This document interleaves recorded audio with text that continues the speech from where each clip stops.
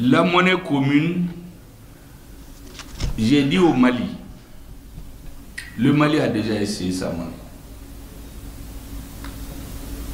Donc frapper une monnaie, ce n'est pas difficile. Aujourd'hui, nous avons emprunté un point de non-retour. Quand on fait ça, tirez les conclusions de votre histoire. Ceux qui ont créé les monnaies, comment ils les ont créées, quelles difficultés ils ont eu, qu'est-ce qu'il faut faire pour ne pas tomber dans le même pied. Ça, c'est la réflexion stratégique. Laissez à ceux qui sont payés pour ça de faire ce travail, vous présenter un document. C'est ce que j'ai dit à des Maliens. Bon, dans la passion, on en veut, mais c'est stratégique. Chez nous, en Bambara, le président dit Beki Idjoyorala. En français, chacun n'a qu'à faire son travail. Quand un plombier veut aller faire le parachutisme, bonjour pour les dégâts, son pied va se casser.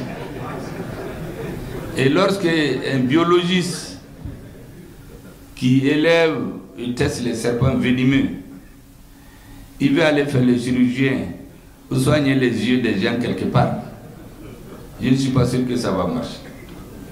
Laissez les financiers. C'est une question, vous ne pouvez même pas imaginer qu'elle est laissée comme ça. Il y a des gens qui sont payés pour ça. Les ministères et les techniciens des finances et les chefs d'État. Quand ils vont finir cette question, parce que c'est qu'on veut qu'on dévoile tout ce qu'on est en train de préparer. Mais on ne va pas le faire. La meilleure façon d'échouer, c'est de dire à l'adversaire tout ce que tu veux faire. C'est pourquoi les autres avaient dit avant, l'Afrique, tel pays ne sera pas la vache laitière. Parce qu'on leur a dit ce qu'ils veulent faire. On ne va rien dire à personne. Le jour advienne que pourra, mais on veut que l'AES marche. Pour le reste, vous savez, concernant les peuples, je ne vais pas éluder cette question. Moi, j'ai dit aux Maliens que moi, je suis un métis. Mon arrière-grand-père, quand vous le voyez, il est comme un arabe. Il a certains de ses enfants qui sont blancs, comme des tamashek. D'autres sont noirs comme du charbon, là. Ils sont même bleus. Il n'y a que les dents et les yeux qui sont blancs chez eux. D'autres ont des cheveux crépus, des vrais nègres, bien bon teint là. D'autres sont noirs, ils ont les cheveux lisses. Il y a un peu de tout. Donc quand tu viens chez nous, tu veux parler mal des tamashek, ou des Peuls, ou des Arabes, ou des Songoïs, tu ne trouveras personne pour t'écouter. Tu trouveras toujours des adversaires. Parce qu'on est un pays métissé. Et l'avenir appartient au métissage. Maintenant, qu'est-ce que ceux qui veulent détruire nos États ont fait? À chaque étape de la colonisation, ils choisissent un thème. La communauté Peul, c'est la plus nombreuse en Afrique. Elle va géographiquement du Cameroun jusqu'au Sénégal. Quand tu touches à un Peul, les chefs d'État qui ne sont pas instruits, les jeunes Peuls qui ne sont pas instruits, ils se mettent tous là-dedans. Avec la pauvreté. Moi, j'ai écouté des interviews du président Ibrahim Traoré, où quand ils étaient au front, ils marchaient des villages entiers, il n'y avait rien. Les populations là, si quelqu'un vient, il leur distribue de l'argent en douce, il leur dit que ceux-ci sont vos ennemis, on va transformer leur idée. Il y a beaucoup de jeunes peuples qui sont dans le terrorisme, ils ne savent même pas pourquoi.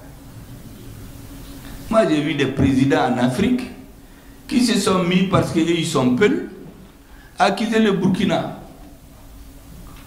Mais il y a un compatriote, je lui ai dit de lui poser la question, est-ce qu'il a des preuves? Vous savez ce qu'il nous dit, que lui l'a vu dans les réseaux sociaux.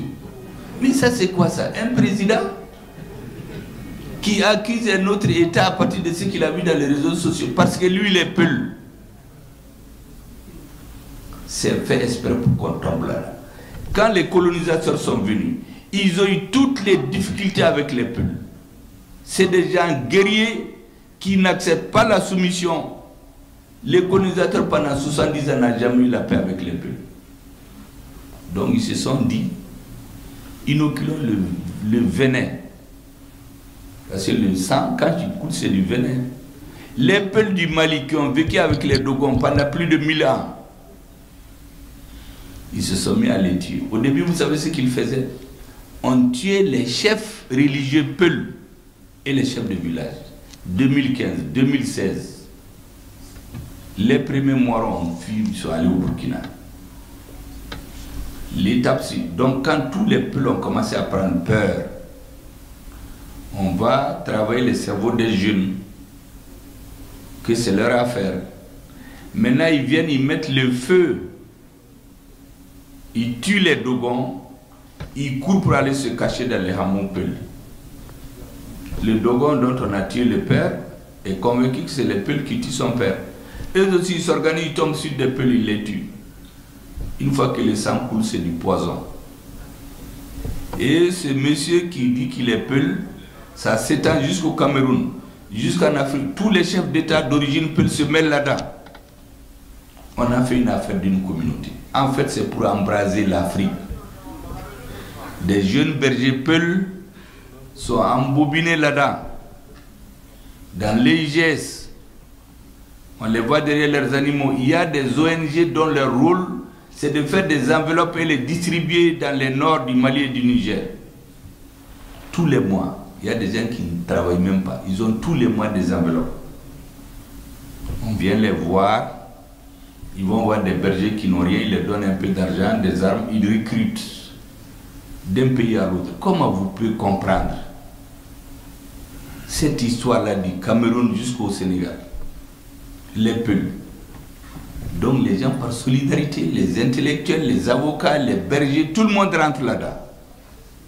Ils disent qu'ils défendent leur communauté. Mais les autres aussi se défendent. Et dans l'armée, j'ai dit, quand vous êtes votre maison en train de brûler, vous n'allez pas vous demander qui a mis le feu. Vous désignez le feu d'abord. Quand le feu est éteint, en ce moment, vous allez demander. Quand le pays est en guerre, c'est très facile d'accuser les autorités.